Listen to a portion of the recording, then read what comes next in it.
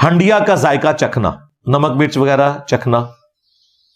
بعض اوقات جلاد قسم کے خامند ہوتے ہیں، وہ نمک کے اوپر ہی عورتوں کے ساتھ لڑائی شروع کر دیتے ہیں. تو اس کا حل پھر یہی ہے کہ عورتیں ویسے تو میتھمیٹیکلی کیلکولیٹ کر کے آپ کھانے کو پکائیں، نمک تھوڑا کم ہی ڈال لیں، کم کا تو علاج ہے، زیادہ کا نہیں ہوتا.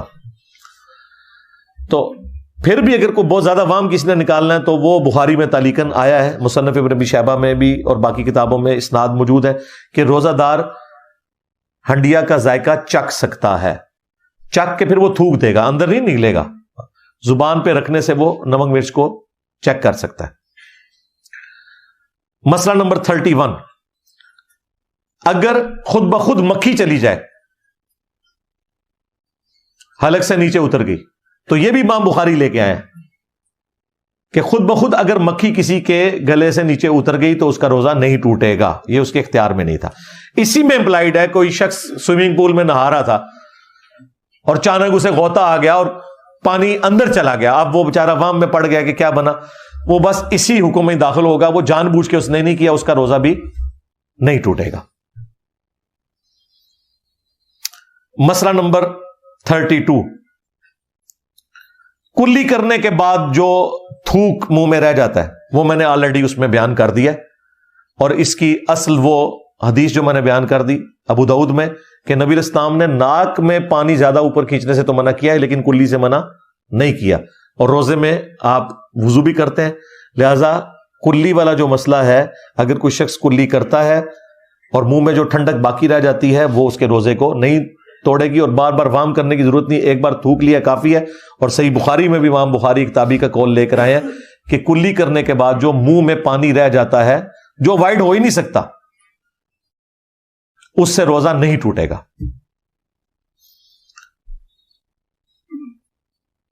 مسئلہ نمبر 33، کان میں پانی ڈالنا. تو کان میں تو آپ نے پانی ڈالنا ہوتا ہے، اس کا کوئی مسئلہ نہیں ہے. غسل کرتے ہوئے کان کا جو ظاہر والا حصہ ہے تو آپ نے دھونا ہوتا ہے، اور وہ جو کان میں پانی جاتا ہے وہ آپ تھوڑی دیر بعد یوں کریں یہاں سے باہر نکل جاتا ہے، وہ جسم کے اندر اس طریقے سے داخل نہیں ہوتا، لہذا اس میں کوئی روزہ ٹوٹنے والا معاملہ نہیں ہوگا. مسئلہ نمبر 34، روزے کی حالت میں میاں بیوی کو ظاہر ہے کہ وہ احتیاط کرنی پڑے گی اپنے معاملات کی.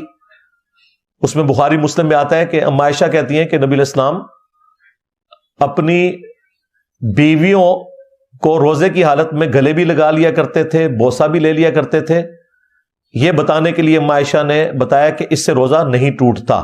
لیکن ساتھ ہی ام عائشہ نے کہا کہ تم میں سے کون شخص ہوگا جو اپنی خواہشات پر رسول اللہ سے بڑھ کر قابو پا سکتا ہے.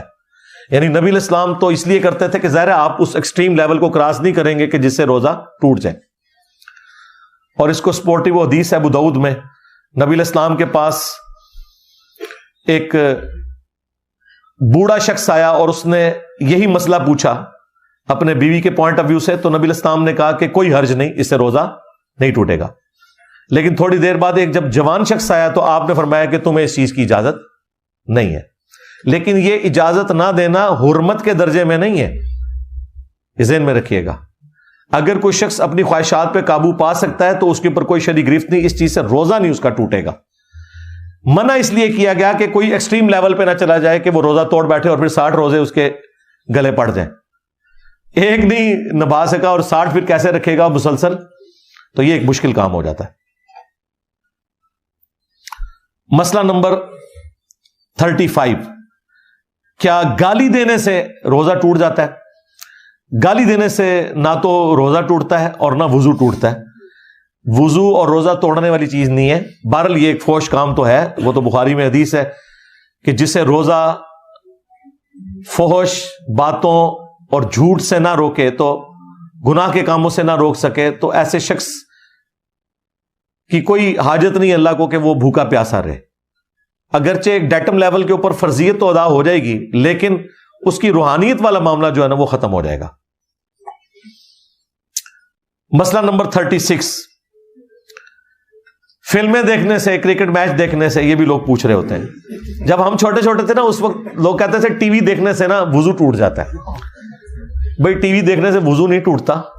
اب تو ٹی وی مساجد کے اندر لگا لیے ان لوگوں نے جنہوں نے ہمیں یہ بتایا ہوا تھا، باپا جانی.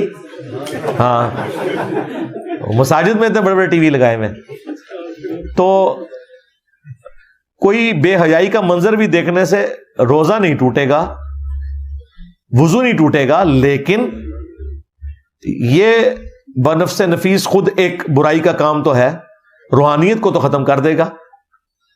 اور اگر اس میں کوئی بےہودگی والا ایلیمنٹ نہیں ہے کسی میچ وغیرہ میں تو وہ دیکھیں، اس سے کوئی فرق نہیں پڑتا. مسئلہ نمبر 37، روزے کی حالت میں کوئی شخص اپنا روزہ گزارنے کے لیے پورا دن ہی سویا رہتا ہے.